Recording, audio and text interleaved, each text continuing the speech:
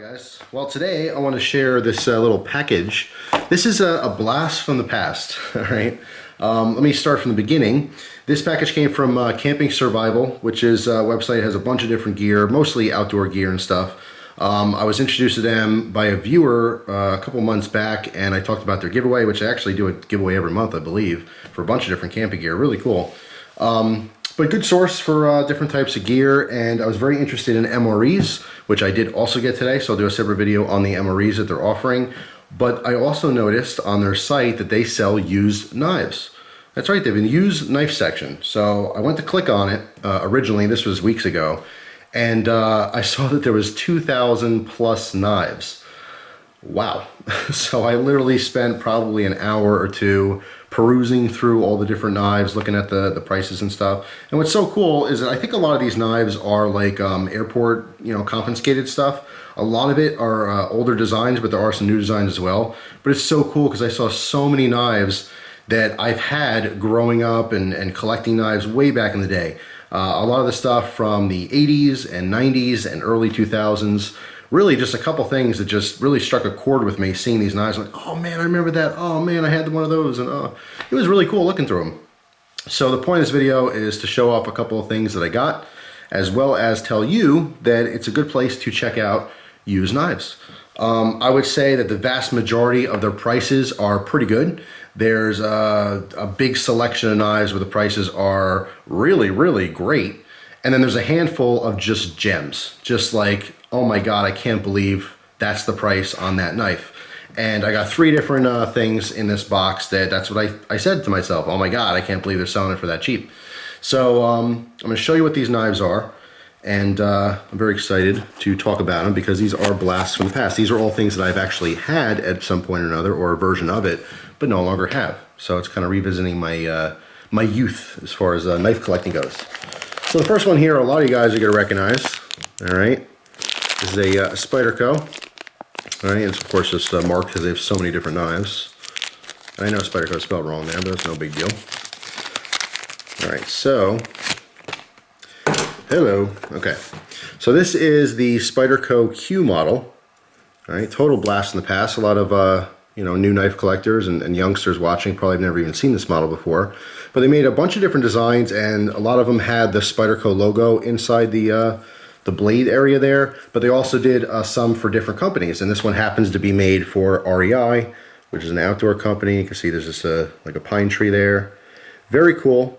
There's many levels of collectability as far as the Q knives go. There's also an R version of this knife, which is even more collectible. But the Q model's just super cool. Obviously, everything's extremely lightweight. This thing weighs nothing. All right, you have like synthetic handles here, which are skeletonized, obviously, and the blade skeletonized. There's like, I forget the weight on these on average, but I mean, it's nothing. It's got to be like less than 2 ounces. But very, very simple lockup, as you can see here, which is ambidextrous. You're basically just lifting this little bar, okay, which locks into that little channel right there. Not the strongest design in the world, but it does, of course, lock, and it's very usable.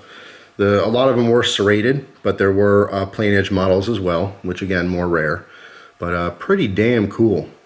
Really awesome. Like I said, total blast in the past. Another thing in here, which I carried on my keys forever, were Leatherman Micros. I love these. This was a lot of 4 of them, okay?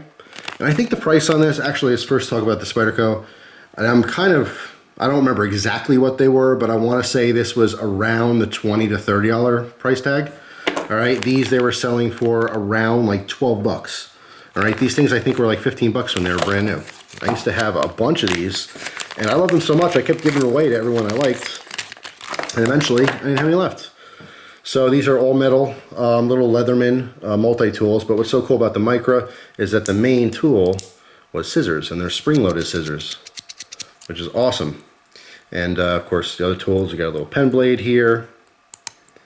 All right, we got a nail file, which this tool I use all the time for cleaning my nails. Just very, very valuable. I keep one in my car now because I use it so much. But now I don't have to. I can take it out of the car. Now I have this. I'm probably going to carry this for a while. You see this all the time. We have a little flathead here, like a medium-sized flathead. All right, the other side of the handles. The tweezers, which used to get used all the time. You see how those nestle into the handle right there. Also a smaller flathead and an even smaller flathead. Okay, this one has to be cleaned up a little bit, but just awesome. What a great deal, really. Very, very cool. Now this last knife here was the coolest. It was an aha moment as soon as I saw this. I'm like, no way, no way. And I'm going to tell you right now that I'm very tempted to go and buy all the Balisongs that they have, at least the majority of the Balisongs, because they have some name brand Balis from the 80s and 90s that are just super cool, and they have amazing prices on them for what they are. But I'm going to leave those for you guys to discover on your own. So I'm going to be nice about it and not buy them all right now.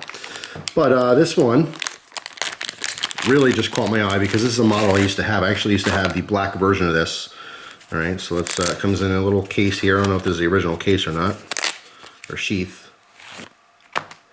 But this is a total blast from the past. And this is probably one of the most copied design, well, I shouldn't say most copied, but extremely copied design. There's a lot of Chinese versions of Balisongs with this exact handle shape.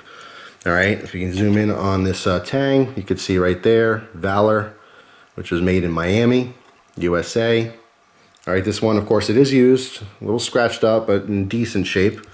All right, there's not a bunch of play here. All right, so it was definitely used and carried, but not too crazy. And Cho on the blade here. Cho is actually Japanese for butterfly, and I believe in Korean it just means beautiful. But this is from, it's supposed to be a Japanese design, and I'm not sure what that character is, but if I had to guess, it'd probably be the character for Cho, you know, in Japanese. But maybe my Japanese viewers can correct me on that. I don't really know. But I do know Cho is Japanese for butterfly. So this is their butterfly knife. Okay, little T-latch here, no latch gate or anything, and you can even see some divots where this, you know, was smacked by the blade. There's no actual blade damage, which is nice. It just pushed that that tang into the handle right there, and also just from smacking too. But just super, super cool.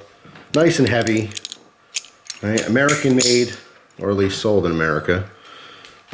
Just total blast from the past. This is an 80s style Balisong. And like I said, I had this one in black, and it was so cool to have seen that there. There's a lot of really cool Balisongs from the 80s. Valor made a bunch of them. Taylor / Seto. That was another big company back in the day. I mean, it's still competing with Benchmade. This is when Benchmade had their like international line. You know, they're making the more affordable models, but they were directly competing with Taylor and Valor and these types of companies. But so cool. So between the Spyderco and the Balisong, and of course the Micros, I mean, so stoked about this. Just awesome. So yeah, 2,000 plus knives. They have everything from tactical knives to there's a bunch of slip joints on there. Like I said, my assumption is that a lot of it, you know, came from like TSA, because they also sell like groups lots where it's like 5 pounds of these type of knives, or 5 pounds of corkscrews, or, you know, stuff like that. So you could buy in bulk as well. Just super cool though. So definitely worth checking out. 2,000, you know, plus knives for sale, all used. So you get some pretty good prices on them. And it's a nice little gold mine. If you know what you're looking for, you can definitely nitpick and get some really awesome deals. So it's totally worth checking out. I'm gonna put a link down in the description box, and that's pretty much it. If you guys know other places online, actual stores that have a used knife section, please let me know, because most of my used knife purchasing, obviously it's a company, so they don't do trades, they're just selling them. But most times when I'm getting used knives, it's obviously from other collectors and stuff, and it's through forums. I've never seen a you know, a company that sells a certain product that happens to also have used knives for sale as well. So I thought it was a pretty cool discovery, so I wanted to share it with you guys. So there you go. Thanks for watching. Hope you guys have an awesome day, and I will see you soon. Take care.